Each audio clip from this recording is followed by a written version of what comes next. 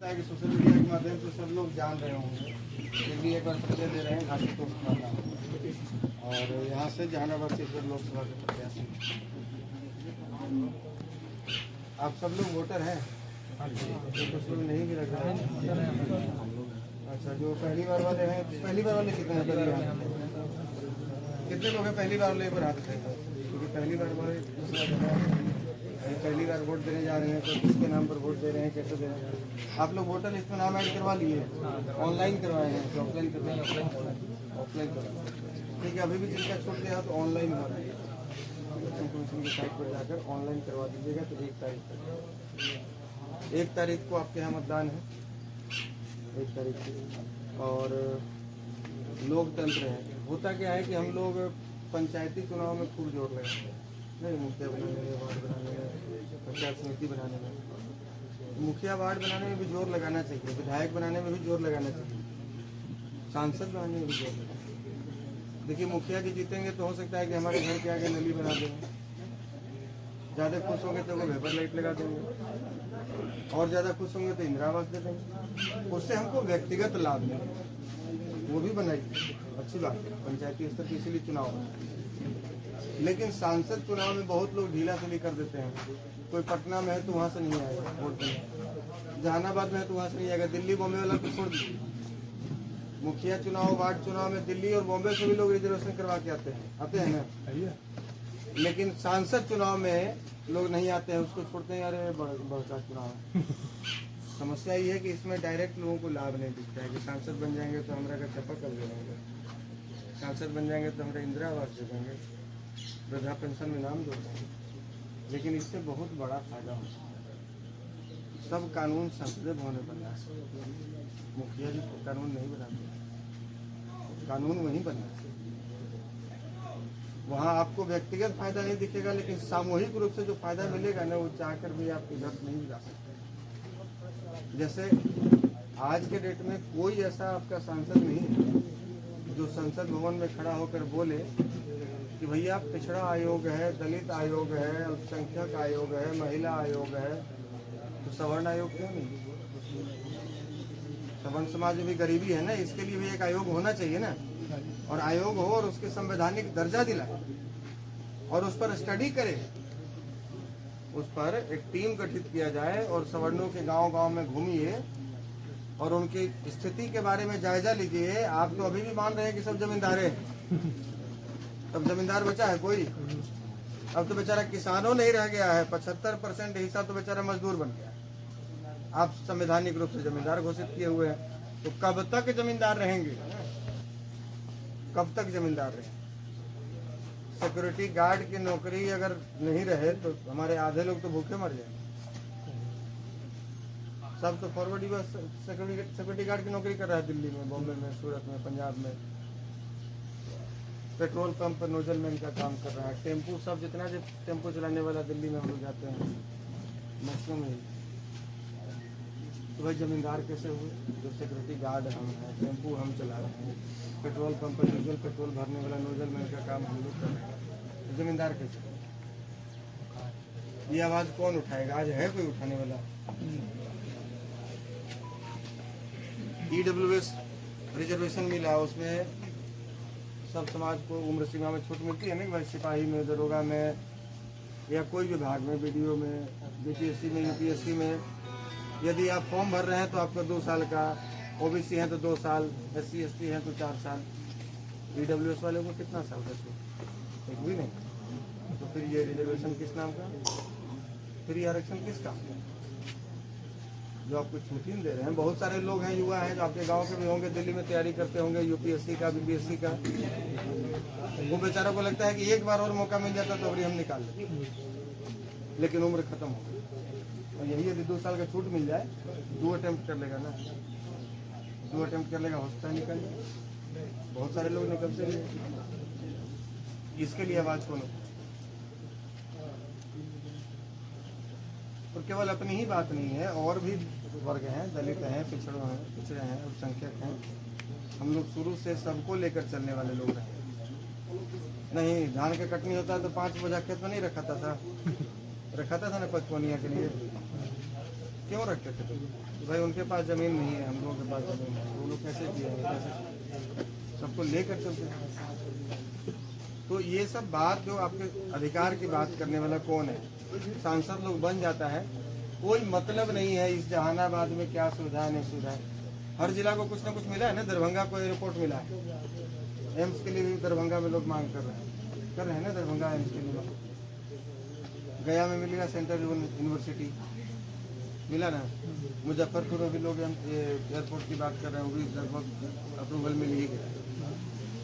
हर जिला को कुछ ना कुछ मिला है। पटना में तो मैदानता से लेकर सब कुछ, नालंदा में तो नीतीश जी सब भरिए दिए, लगता है जैसे एक ही जिला के सीएम है। जहानाबाद में क्या मिला? कोई ऐसा चीज़ है जहानाबाद में जिस पर हम लोग गर्व महसूस कर सकें कि भाई हमारे यहाँ एम्स है, हमारे यहाँ एयरपोर्ट है, हमारे यहाँ यूनिवर्सिटी है, हमारे यहाँ सुविधा युक्त बड़ा अस्पताल है, हमारे यहाँ कोई ऐसा रिसर्च सेंटर है। अरे विश्व का पहला मानव निर्मित गुफा है आपके यहाँ, इसको वैश्विक धरोहर में शामिल किया जा सकता है, जो बराबर की गुफा है, विश्व का पहला। यूएनओ से लोग अमेरिका से रिसर्च करने आया था, बोला कि विश्व का पहला मानव निर्मित गुफा है, इसको वैश्विक धरोहर के रूप में यूएनओ इसको घोषित कर सकता है। समझिए कितना पर्यटक लोग यहाँ आ सकता है और कितने लोगों को यहाँ रोजगार मिल पर्यटन से। कोई दुकान खोल सकता है, कोई गाइड बन सकता है, कोई खोल सकता है, कोई रेस्टोरेंट खोल सकता है, लेकिन कोई मतलब ही नहीं है। यहाँ के सांसद लोग एक आध बार भी बोला है संसद भवन में कि उसको वैश्विक धरोहर के रूप में घोषित कीजिए, उसको पर्यटक स्थल बनाइए, कोई नहीं हो सकता। तो गूंगा लोग को भेज के बार बार क्या कीजिएगा, जिंदा लोग को भेजिएगा ना, तो बोलिए जो यहाँ की दर्द को समझे। एगो सुरेंद्र जी आए हैं गया से, एगो चंद्रवंशी जी आए हैं पटना से, अब वोट लेंगे जहानाबाद। तो उनको क्या मतलब, यहाँ से तकलीफ ही नहीं है, दर्द ही नहीं है, खाली वोटवे के टाइम में तो जो सुनना होता है सुन लेते हैं गाँव। उनको पता रहता है कि भाई मोदी जी के नाम पर हमको वोट मिल ही जाएगा, नीतीश जी के नाम पर मिल जाएगा, लालू जी के नाम पर मिल जाएगा, वोट जीत जाएगा, चल जाएगा। फिर 500 सीटें चुनाव के समय जनता गाली देगा, दूसरा का माला पहनाए, वोट तो दे ही देगा मोदी जी के नाम पर, फिर चल जाएगा। तो गलती उनकी थोड़ी है, गलती हम लोग चुन के भेजे, बदलाव लाना।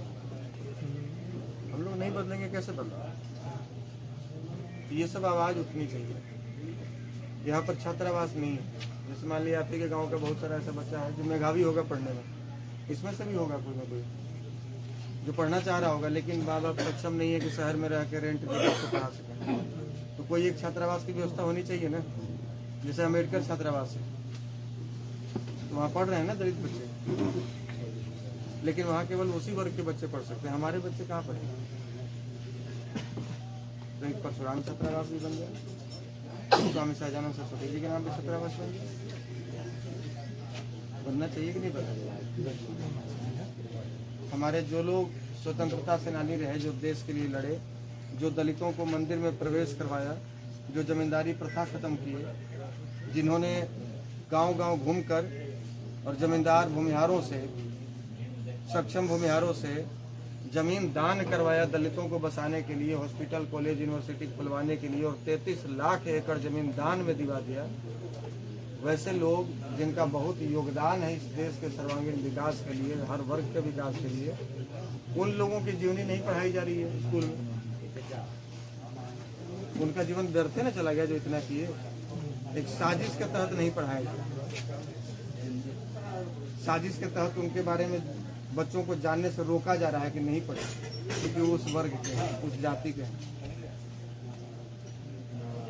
कि हम लोगों का कर्तव्य बनता है कि हम लोग उसके लिए आवाज़ उठाएं कि जो हमारे लिए, हमारे देश के लिए, हमारे अन्य सभी जात के लिए, सभी धर्म के लिए, समाज को अपने समरसता लाने के लिए, जिन्होंने पूरी ज़िंदगी कुर्बान कर दी, हमारे आने वाली पीढ़ियाँ उसके बारे में जाने, हमारे स्कूलों में पढ़ाया जाए उसके बारे में। ये सारी चीज़ों पर आवाज़ उठना चाहिए, और ये उठाने वाला व्यक्ति को समझ तो होना चाहिए कि हमको उठाना क्या है। 5 को मुद्दा पूछ लीजिए चंद्रेश्वर चंद्रवंशी जी, और 5 को मुद्दा पूछ लीजिए सुरेंद्र यादव, उसके बाद वोट देते। हम फिर कहते हैं कि हमको नहीं दीजिए, उन्हीं को दीजिए।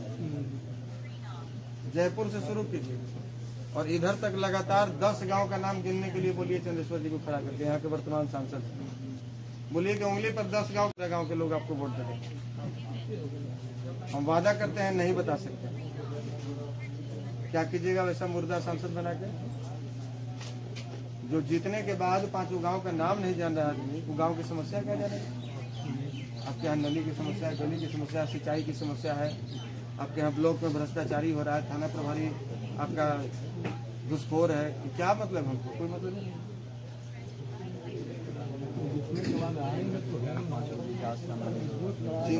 जिंदा लोग को भेजिए, नहीं भेजिएगा तो आने वाली पीढ़ियाँ गूंगी हो जाएंगी, बहुत तकलीफ होगा, बहुत दिक्कत होगा उनको। हम आजीवन चुनाव नहीं लड़ने का फैसला लिए थे। ऐसे ऐसे नेता लोग का हरकत देखते कि गांव में जाता है नेता सब कर जाता है। नेता मतलब कि सब समझता है कि धोखेबाज, नेता मतलब कि फ्रॉड, नेता मतलब जालसाज। तो हमको लगता था कि नेता नहीं बनना है, समाज के बेटे बनते हैं। लेकिन हम भी यहाँ के वोटर हैं, यहाँ की स्थिति देखते हैं तो लगता है कि हम लोग यदि नहीं आएंगे आगे तो कौन आएगा? फिर तो यही सब फ्रॉडवन के लोग घूसखोरवन को देकर जितवा देगा लोग। जब विकल्प नहीं रहेगा तो करेगा,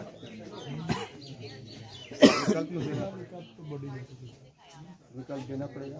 और इसके लिए आप सबको कमर कसना। वैसे बताइए कि हमारे जहानाबाद की स्थिति खराब है तो बेगूसराय के लोग इसको ठीक नहीं करेंगे।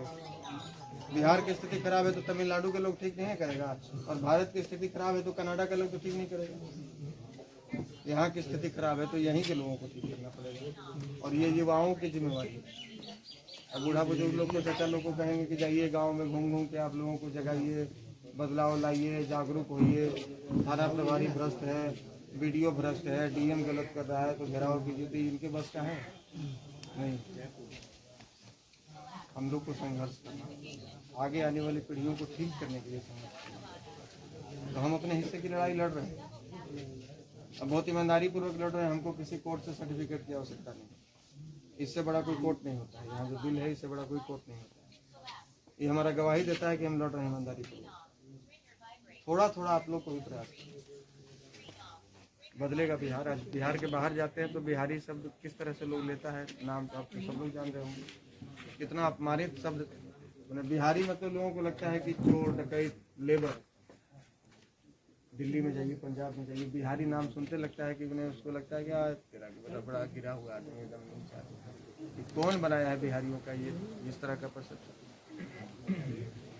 जो बिहार महावीर को जन्म दिया, जैन गुरु, जो बिहार सिख के 10वें गुरु गोविंद सिंह को जन्म दिया, जो बिहार एक साधारण से इंसान सिद्धार्थ को भगवान बुद्ध बना दिया, लोकतंत्र की सबसे बड़ी जननी, लोकतंत्र की जननी बिहार वैशाली, जो बिहार के नालंदा विश्वविद्यालय में चीन से और दूसरे देश से लोग रिसर्च करने के लिए आते थे, जो बिहार व्यापार का केंद्र हुआ करता था भारत में, दूसरे राज्य से लोग यहाँ पर व्यापार करने आते थे। आज बिहार की स्थिति है कि बिहारी मतलब लेबर, बिहारी मतलब गिरा। इसको ठीक करने की जिम्मेवारी हमारी है। यदि किसी ने बिगाड़ा है तो ठीक करने की भी जिम्मेवारी हमारी है। ठीक होगा, समय लगेगा, लेकिन छोड़ दीजिएगा तो दिक्कत। हम भी जब घर से निकले थे लोग कहता था कि अरे आपका समाज एक होने वाला है, 5 वो लोग एक जगह बैठे नहीं करेगा। अरे रस्सी के आने जाने से कुआं पर देखते होंगे कि पत्थर पे निशान बन जाता है। इंसान के प्रयास करने से क्या नहीं होगा। आज उसी प्रयास का नतीजा है ना कि एक साधारण सिपाही की नौकरी करता था सुतोष कुमार, किंग महेंद्र जी के बेटा तो हम नहीं है, और न हम गिरिराज सिंह के बेटा हैं। अब फिर भी यदि आपके गांव में आए हुए हैं तो इतने लोग फूल माला लेकर स्वागत किए, तो ये उस संघर्ष का परिणाम है कि इतने लोग एकत्रित। आज इस जहानाबाद, इस अरवल का लड़का पटना के गांधी मैदान में 2 लाख लोगों को इकट्ठा कर देता है, बिना किसी को 2-4 रुपया दिए, बिना गाड़ी वाहन, बिना किसी को खर्चा बर्चा दिए। सारे लोग आपके अरवल का लड़का, यहाँ का बेटा बेगूसराय में यहाँ से 250 किलोमीटर दूर 70,000 आदमी को बुला दिए इसी 5 नवंबर को महापंचायत। दिल्ली में मीटिंग कराता है, नोएडा में करवा रहा है, इंदौर में करवा रहा है, सूरत में करवा रहा है। ये परिश्रम का नतीजा है।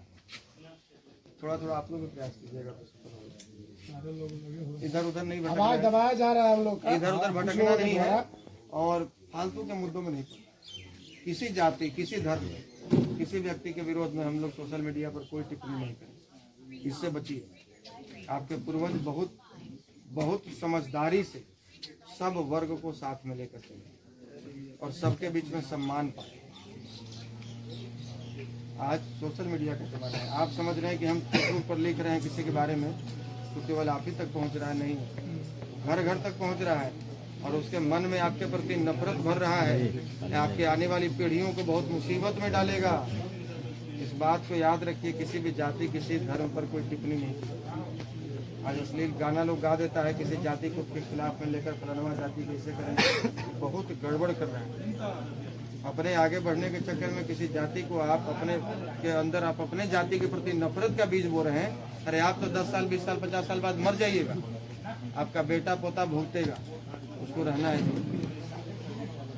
इसलिए किसी जाति के खिलाफ मत बोलिए। हाँ, अपनी जाति की बात करेंगे, सब लोग अपनी अपनी बात कर रहे हैं, हम भी करेंगे, इसको करने से कौन रोकेगा, लेकिन हम किसी का खिलाफ नहीं करेंगे, किसी का विरोध नहीं। विरोध करके हम अपने समाज को फायदा नहीं पहुंचाएंगे, नुकसान। और जहां तक बन पाएगा अपने साथ साथ सबकी बात है। हम यदि डॉक्टर कृष्ण सिंह को मान रहे हैं, हम यदि सहजानंद सरस्वती को मान रहे हैं, हम यदि राजनारायण को मान रहे हैं, हम यदि पंडित राहुल सांकृत्यायन को मान रहे हैं, हम यदि भोला पासवान शास्त्री को मान रहे हैं, हम यदि अब्दुल कलाम को मान रहे हैं, तो हमको सभी जाति सभी धर्म के लोगों को देखना पड़ेगा। तो आज हम सक्षम नहीं है तो केवल अपने समाज की बात कर रहे हैं, कल के लोग चुन कर आगे भेजेंगे तो सबकी बात करेंगे। हमारे पास संसाधन होगा, हमारे पास ताकत होगी, सबकी बात करेंगे, सबको साथ करेंगे। यही बात है। और ये अपना अपना फर्ज निभाइए। 1 तारीख तक सोशल मीडिया पर बने रहिए।